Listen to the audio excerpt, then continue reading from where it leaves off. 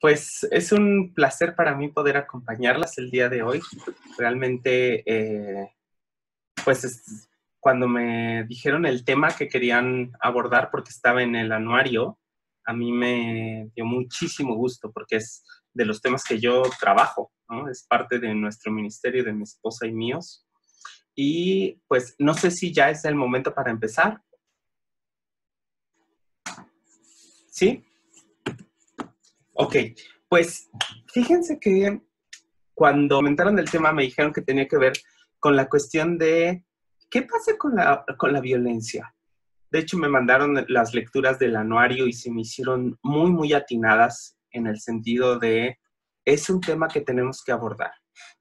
Es un tema que necesitamos hablar porque yo creo que nuestro silencio ante este tema es lo que ha provocado que este problema sea un problema en extremo grande, ¿no? Cuando hablamos de violencia, yo creo que es evidente para todos nosotros, pues toda la cuestión de asesinatos, feminicidios, violaciones, acoso, y es algo que entendemos bastante, bastante bien. Pero ¿hay violencia dentro de nuestras iglesias? ¿Podríamos decir que algunas hermanas sufren de esto? Y para esto, quizá lo primero que tendríamos que empezar a hacer es definir qué significa violencia. Entonces, cuando hablamos de violencia, estamos hablando de algunas cosas muy en específico. Según la Organización Mundial de Salud, la violencia es el uso intencional de la fuerza física, amenazas contra uno mismo u otro, o un grupo o una comunidad. O sea, no solamente es hacia un individuo, también puede ser más grande. Y tiene como consecuencia, o es muy probable que tenga consecuencia un traumatismo, daños psicológicos, problemas de desarrollo o muerte. La OMS no, la Organización Mundial de la Salud, no nos habla tanto del por qué, solo nos dice, es cuando usas la fuerza o usas amenaza contra una u otras personas y esto va a generar daño. Pero hay otras definiciones, como la definición de la enciclopedia, que dice que es el uso de la fuerza física, amenazas o intimidación para, ahí ya nos dice el propósito, para conseguir un fin, especialmente el dominar o imponer algo. Entonces, si medio vamos juntando desde diferentes aspectos, vamos a entender como violencia el uso de la fuerza, pero no solamente física, sino también puede ser simbólica, la cuestión de las amenazas o la cuestión de la intimidación, ¿no? Este uso de la fuerza, del yo soy más fuerte que tú, para conseguir lo que yo quiero. Es decir, dominar, ¿no? Imponer. ¿Y esto qué va a provocar en la otra persona? Daños. Va a provocar daños en la cuestión del trauma, en la cuestión psicológica, en la cuestión del desarrollo.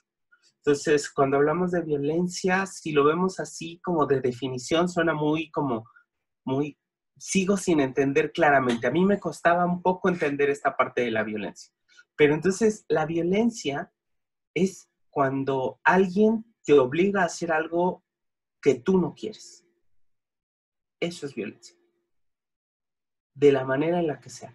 Ya sea que te chantajee, te obligue con la fuerza, te amenace, te intimide, pero es cuando alguien vulnera tu voluntad para que tú hagas lo que él quiere que hagas o ella quiere que hagas.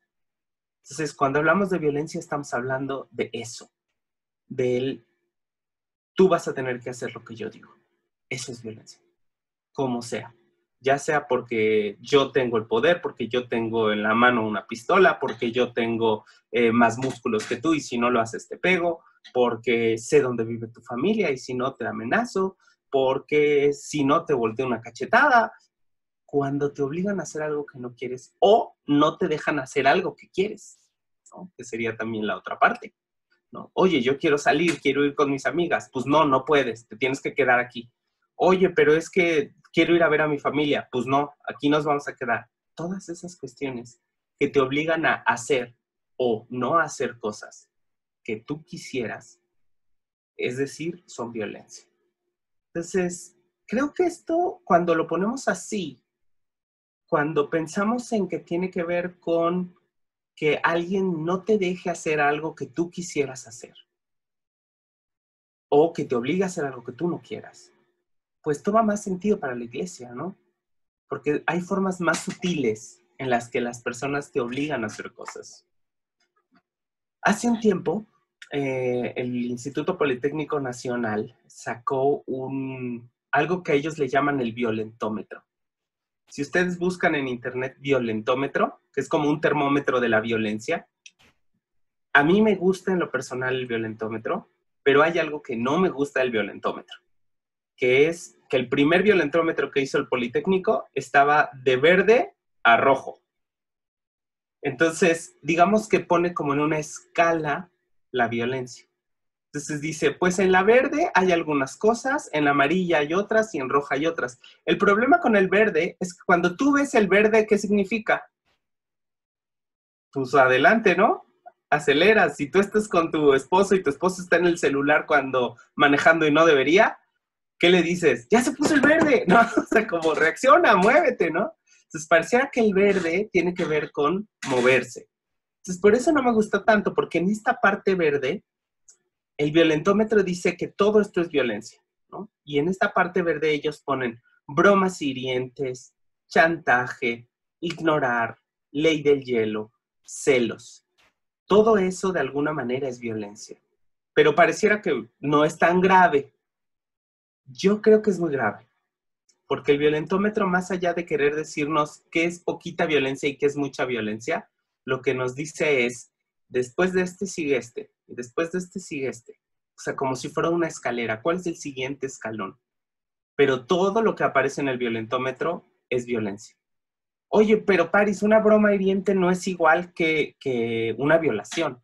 Yo entiendo que no es igual en la cuestión del daño que hace, pero no significa que no sea violenta.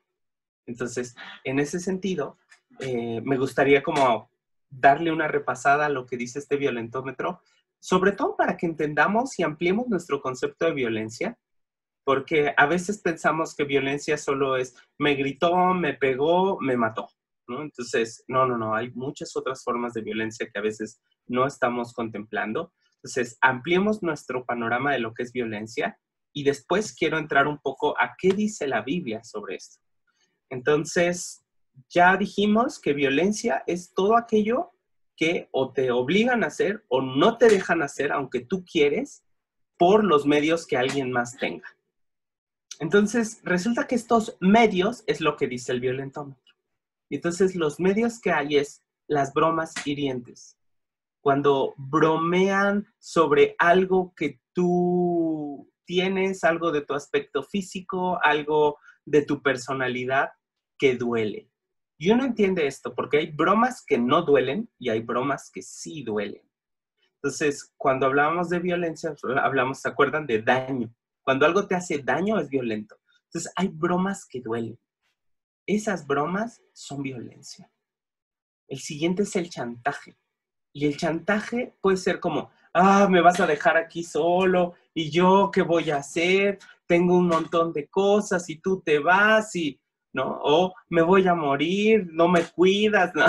Todas estas cosas que hacemos para chantajear a otro son violencia.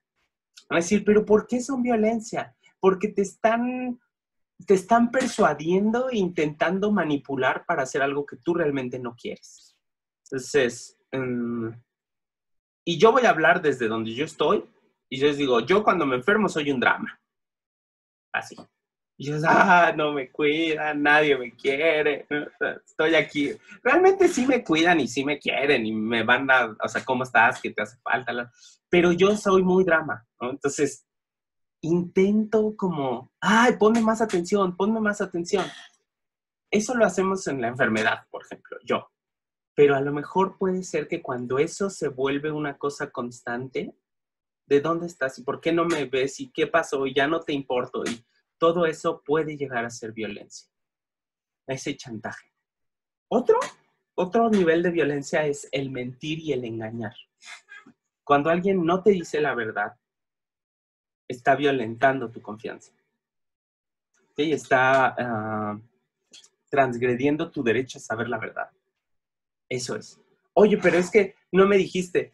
Pues no, no te mentí, solo no te dije, pero no te están dando acceso a la verdad. Y tú, una cosa en una relación es que tú tienes derecho a saber qué está pasando.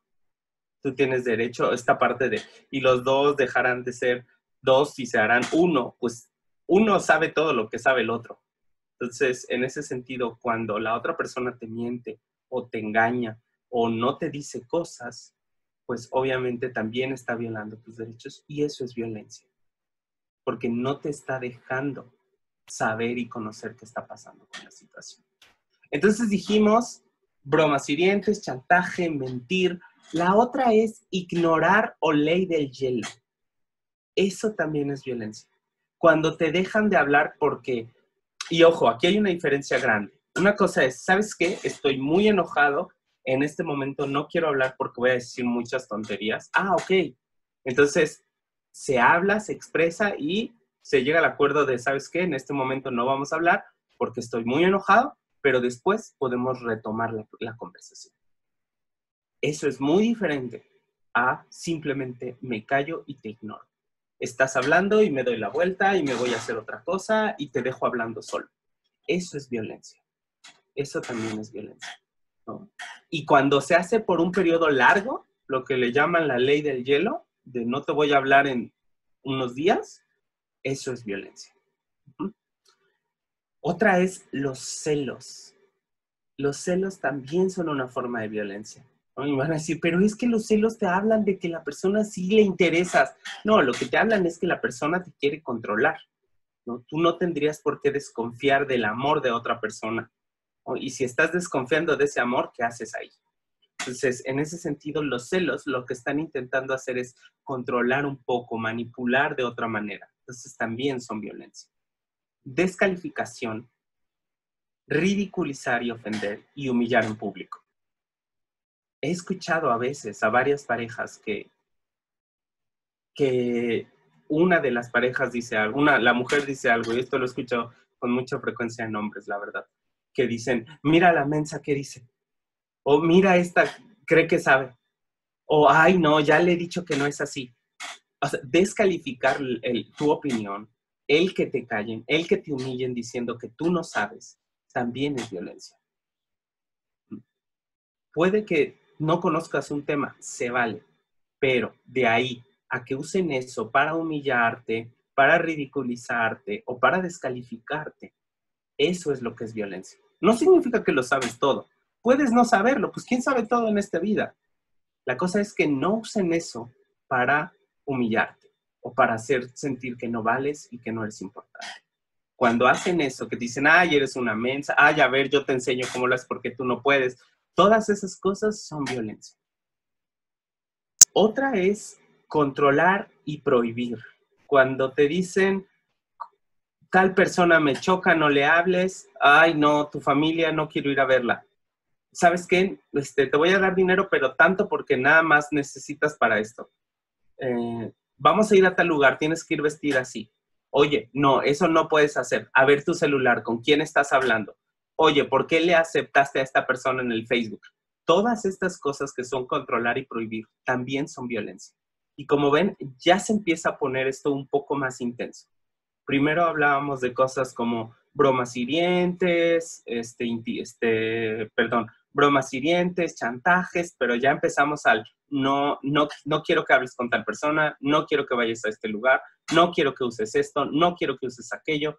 Ya cuando empiezan las prohibiciones y el control, ya estás llegando a una fase de violencia grande, donde ya puede pronto estar en riesgo algo más que solamente tus decisiones, sino incluso tu integridad. Después viene la destrucción de artículos personales.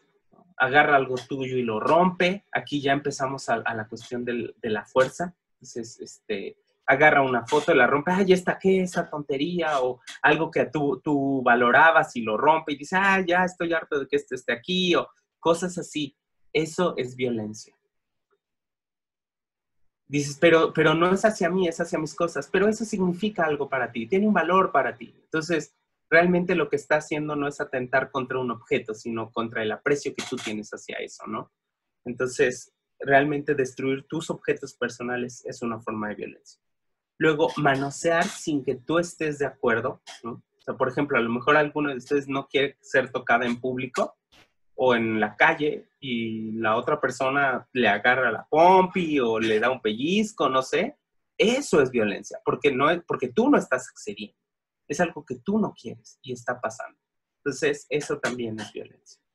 Después viene la cuestión de las caricias más agresivas, ¿no? Cuando te obligan, cuando hasta duele un poco la caricia, eso también es violencia, porque realmente tú no estás pues la parte de las caricias es algo que es en pareja y se disfruta juntos, pero cuando es algo incómodo, ya no es una cuestión correcta, ya estamos hablando de violencia. Después tenemos la cuestión de golpear jugando. Te da un zape, te pega con el puño en el hombro, ¿no? Agarra algo y te lo avienta y dice, es que estoy jugando, ¿no? Es que él así juega. Pero esas cosas ya también son violencia. Después viene pellizcar, arañar, empujar, jalonear, cachetear, patear. Ya toda la cuestión de golpes, ya agresivas, aunque a lo mejor dices, no, pero es que no me pegó feo, pero te pegó, ¿no? Te dio una patada, te jaló, te empujó, te pellizcó, ya la violencia física, eso también es violencia. Después vamos al punto de encerrarte o aislarte. Ya me voy y te voy a dejar encerrada porque quiero que cuando regrese aquí estés. También es violencia porque está violentando tu derecho a salir.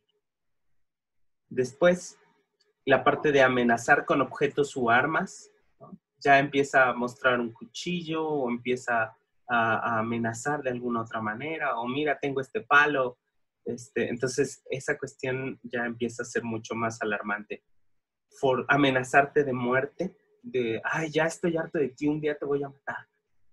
Este tipo no te dice, te voy a matar, sino lo hace como muy sutil, ¿no? Y un día ya no vas a estar aquí, vas a ver, ¿no? Y empieza a intimidarte con ideas de que puede pasar algo más. Después, la cuestión de forzar una relación sexual. Cuando tú no quieres tener relaciones sexuales, pero él a fuerza quiere y te obliga a tener relaciones sexuales, eso es violencia. Después, el abuso sexual, la violación. Después viene uno que es una opción, que es la explotación sexual. Es decir, pues empieza a obligarte a tener relaciones con otras personas para obtener un beneficio económico él. Después viene la cuestión de mutilación. Te va a cortar alguna parte del pie, de la mano, la oreja, un cacho de brazo. Y por último, el asesinato. Entonces, como vemos, pues todo esto viene como siendo parte del violentómetro, porque todo esto es violencia. Y muchas veces pensamos que la violencia empieza cuando hablamos de golpear, pellizcar, jalonear, empujar, y se nos olvida que hay unas violencias mucho más sutiles, que son mucho más frecuentes y que son igual de dañinas. Entonces es como la cuestión de humillarte en público, descalificarte, celarte, mentirte y engañarte. Todo eso también es violencia. Entonces, yo creo, y es mi esperanza, que en las comunidades en las que estamos no estemos llegando a la parte más peligrosa de la violencia, que es la parte física, donde están los golpes. Yo creo que vivimos mucho en la parte de la violencia sutil o simbólica. Ahí está mucho de nuestro problema con la violencia en las comunidades de fe. No niego que exista lo otro, porque yo creo que está. ¿No? Vivimos en una sociedad y a veces la sociedad y nosotros pues nos dejamos envolver en lo que nos enseña este mundo y también nuestro pecado ahí no nos ayuda y recurrimos a la fuerza física. Y entonces en eso podemos llegar a ser violentos. Entonces no niego que pueda pasar, pero creo que la mayoría está en la violencia más simbólica. Ahora, tomando en cuenta esto, ya ampliamos nuestro panorama de violencia. Ya dijimos, violencia tiene que ver con todo lo que alguien más hace para que tú hagas o no hagas lo que él quiere. y dejes de hacer lo que tú quisieras por fuerza, amenaza, intimidación, todas estas cosas que estuvimos diciendo. Ya ampliamos nuestro panorama de qué es la violencia. Y entonces dijimos, la violencia puede empezar desde bromas hirientes, chantajes, manipulación, puede llegar por los celos, también por la humillación, pero también se convierte en golpes, en violación, en forzarte a tener relaciones sexuales y lo más grave es el asesinato. Pero hay una amplia gama de cosas que son violencia, no solamente estas últimas. Y entonces, ya que hablamos de esto y que tenemos como nuestra mente mucho más grande, con una perspectiva más amplia, y que quizá podemos empezar a reconocer cosas en nuestra vida que digo, ¿sabes qué? Sí me cela mucho, ¿sabes qué? Sí me humilla en público, ¿sabes qué? Me ridiculiza, ¿sabes qué? Me deja encerrada. Ya que puedo empezar a distinguir cosas que me están pasando, ¿qué hago? ¿Qué viene después de esto? Porque a lo mejor, quizá en tu entendimiento, te han dicho que él puede hacer eso. Es su derecho a hacerlo, porque él es el jefe de la casa, porque él es la cabeza del hogar, entonces él sabe lo que hace. Yo creo que esta parte es una parte que hay que redimir mucho, porque pareciera que si entendemos Génesis 1, 2 y 3, más bien Génesis 3, desde la perspectiva de la caída como un mandato, es fácil decir como mujer, me toca someterme. Y me toca que lo que él quiera hacer, puede hacer, porque él es la cabeza del hogar. Y ahí dice Génesis 3 que yo tengo que someterme. Pero recordemos que Génesis 3 es la caída. Es este versículo donde Adán y Eva caen en pecado. Pero hay unos versículos previos. Está el versículo Génesis 1 y Génesis 2. Y ahí me encanta esta perspectiva de Génesis 1 y 2. Entonces, vamos, si quieren, abramos nuestra Biblia en Génesis 1, porque no hay otra manera de entender la humanidad y nuestro ser hombre y mujer, hechos a imagen y semejanza de Dios, que ir a la Biblia en Génesis. Y entonces vamos a Génesis 1.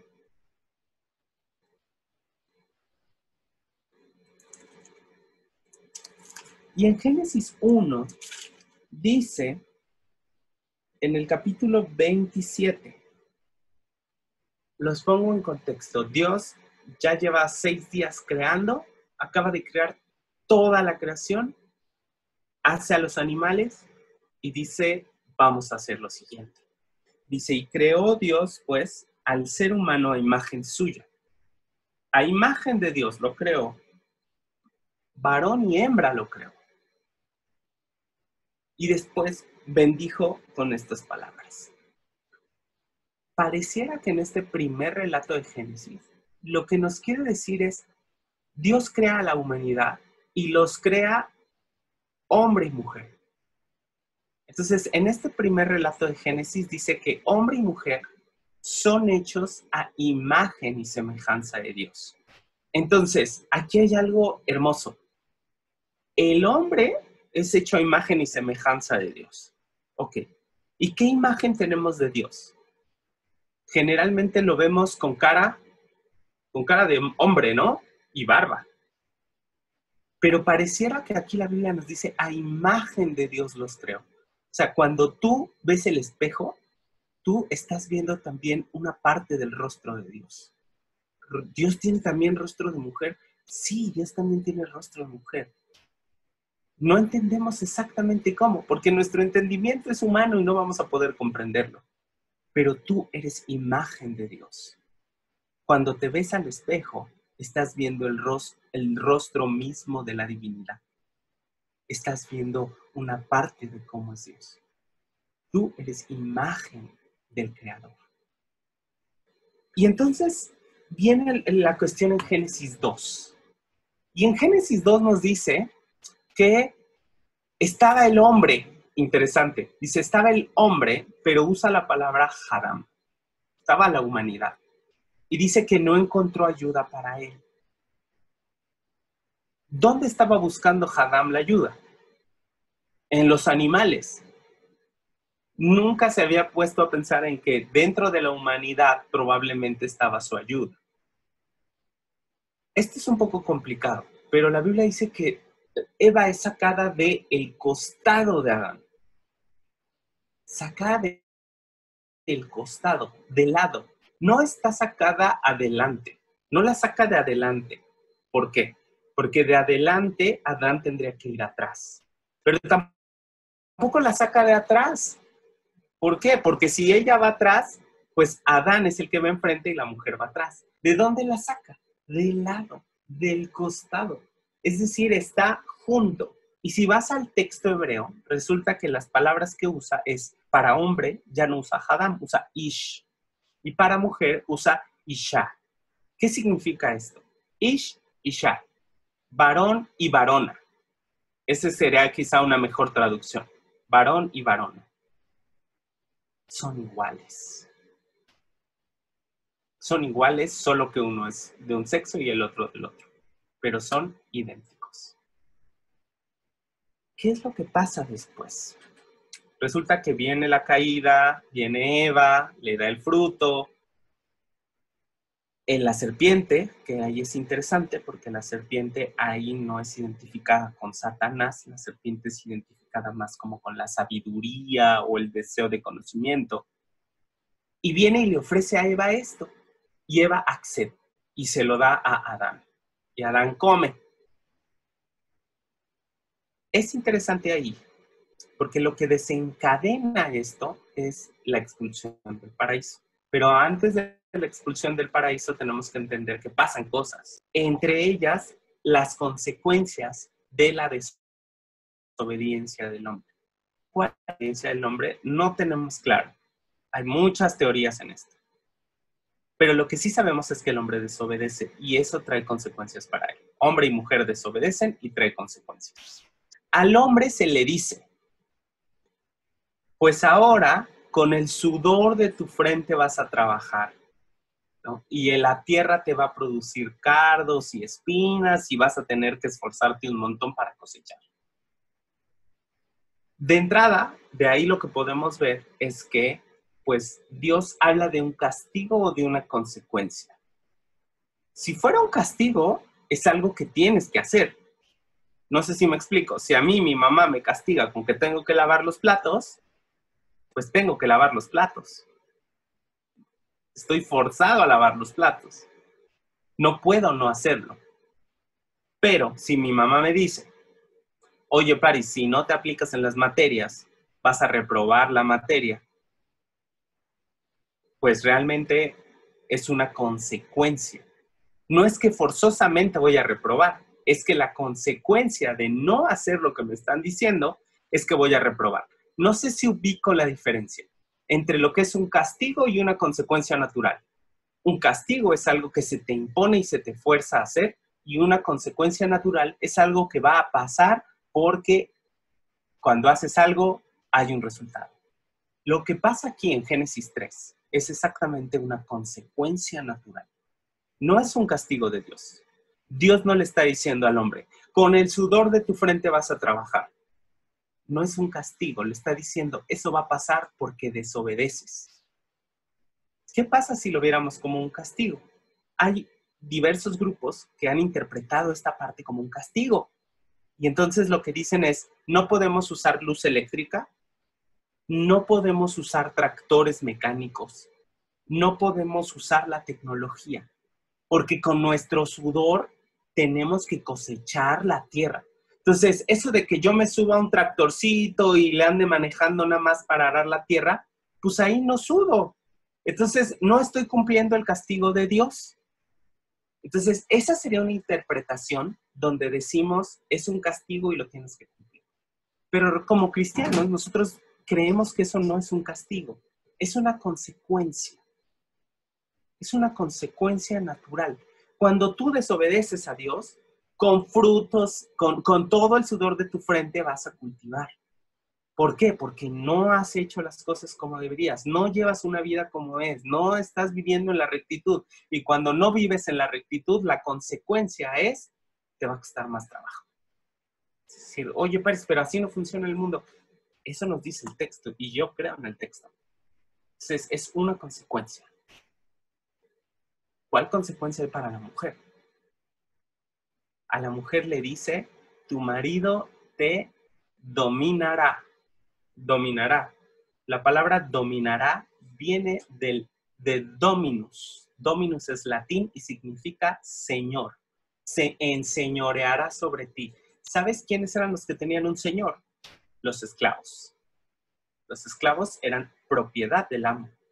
De hecho, de ahí viene la idea judía de que la mujer no es una persona. La mujer es una propiedad. Ojo, ¿es un castigo o es una consecuencia? Porque si es un castigo, entonces tenemos que vivir así. Y entonces tu mujer te sometes a tu marido porque eres su propiedad. Pero si es una consecuencia natural del pecado, es porque no estamos haciendo las cosas como Dios quiere, que hay dominación. No sé si me explico la diferencia de la interpretación en esto, porque pareciera que hemos visto la interpretación de Génesis 3, donde dice que el hombre va a dominar a la mujer como un mandato de Dios, cuando quizá es una consecuencia de nuestro pecado. La dominación masculina hacia la mujer es una consecuencia de la desobediencia de los hombres. Esa es una realidad. Entonces, una de las cosas que a mí me gustaría transmitirles el día de hoy es que como mujeres son imagen de Dios. Son dignas de respeto, de valor y de libertad.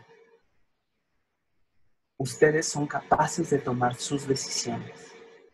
Ustedes son capaces de buscar el bienestar. Obviamente esto no significa que voy a buscar mis decisiones de forma egoísta, ni mi bienestar de forma egoísta como para mí, porque entendemos que vivimos en una comunidad. Pero creo que muchas veces nos han metido en la cabeza esta idea de que tú como mujer pues tienes que acatarte a lo que el hombre diga, aunque el hombre sea violento, aunque el hombre sea grosero, aunque el hombre sea dominante. Y hemos entendido que esto tiene que ver con esta idea de, pues tú estás para ser dominada, porque Dios te creó así y es tu castigo por el pecado. Lo bueno es que en Jesús hay redención y todos los pecados fueron redimidos. Es vivir desde otro punto de nuestra vida, viéndonos como personas valiosas, íntegras, en libertad, es diferente a que sea por una imposición que alguien más pone sobre ti. Jesús plantea esto y lo plantea muy, muy duro. Por ejemplo, un ejemplo de Jesús planteando esto es la mujer adúltera.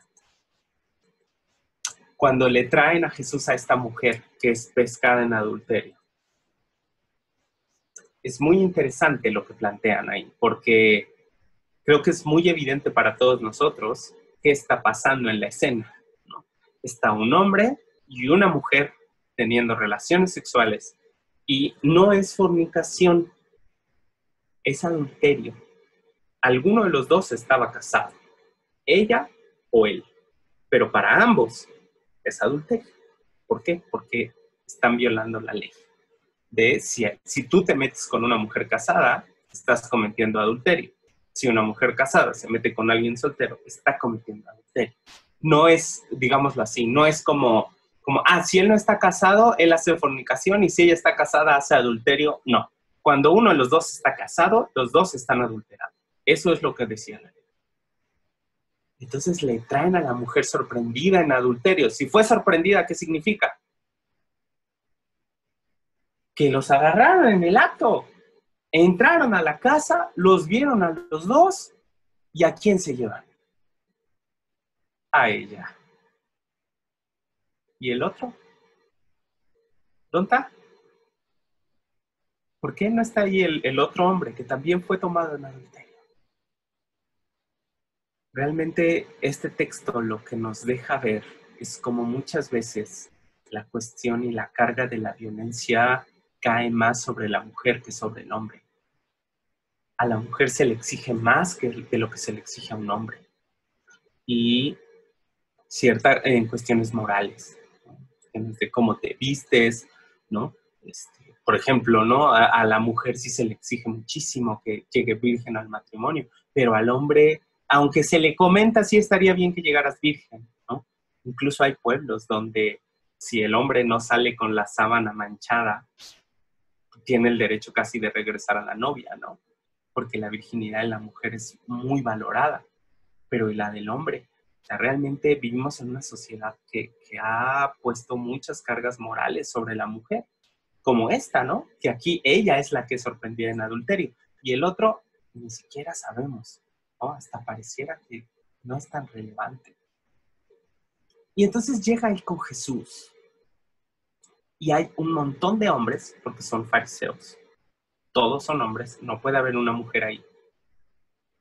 Y dicen, sorprendimos a esta mujer en adulterio.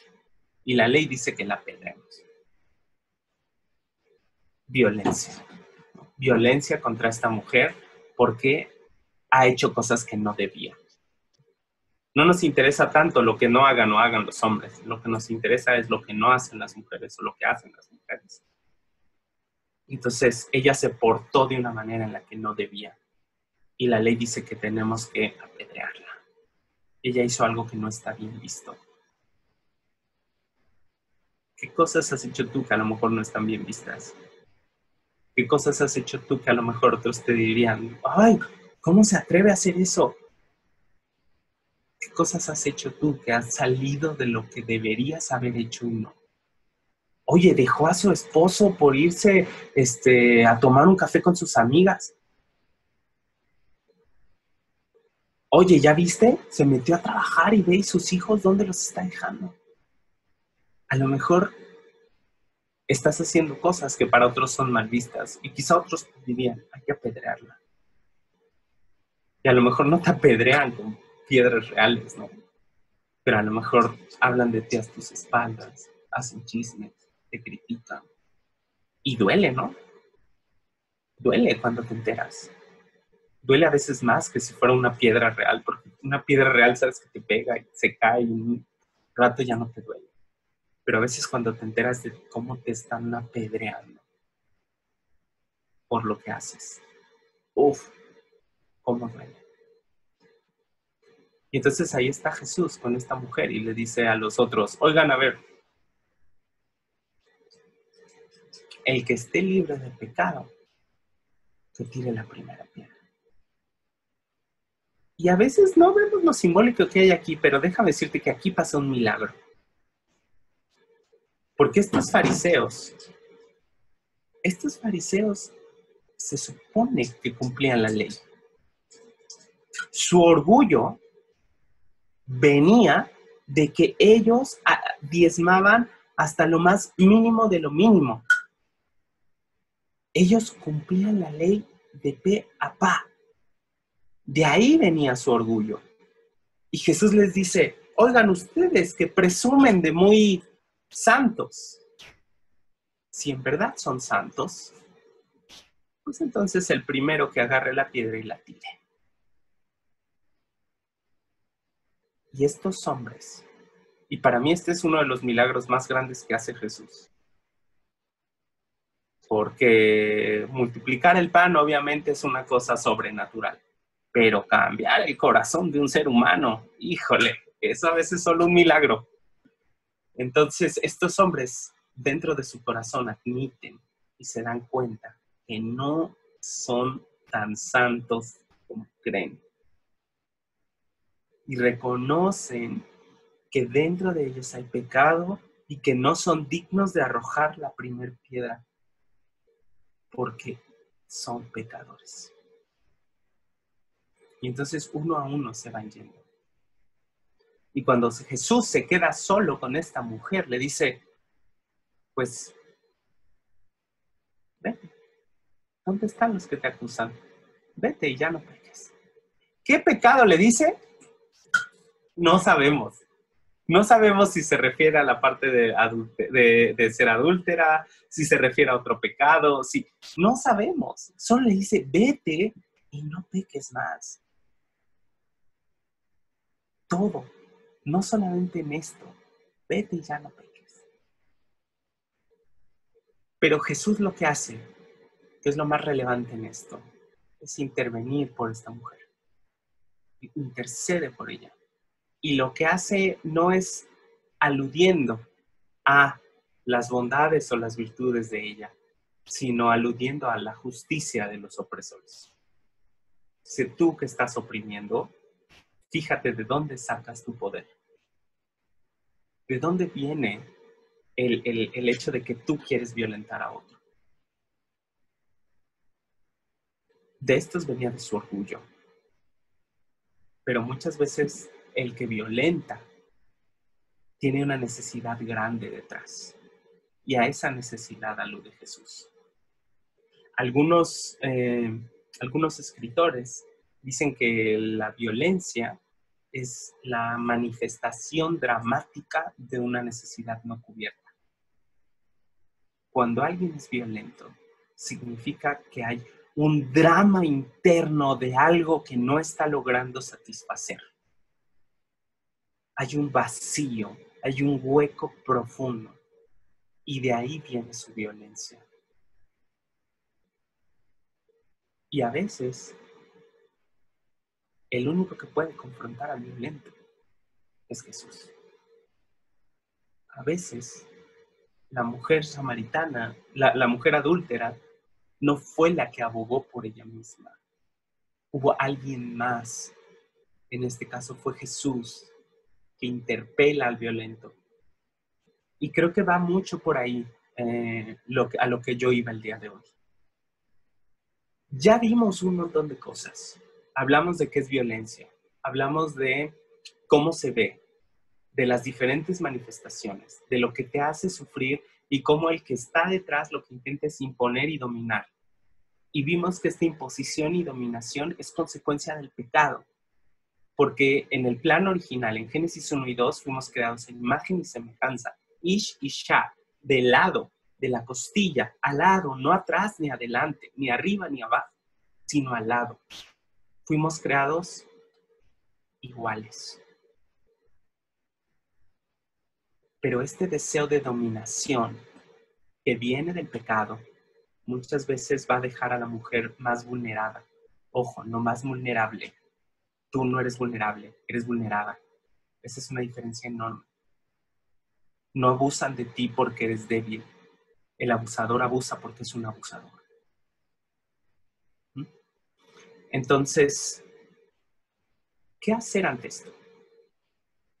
Creo que la respuesta es venir con Jesús.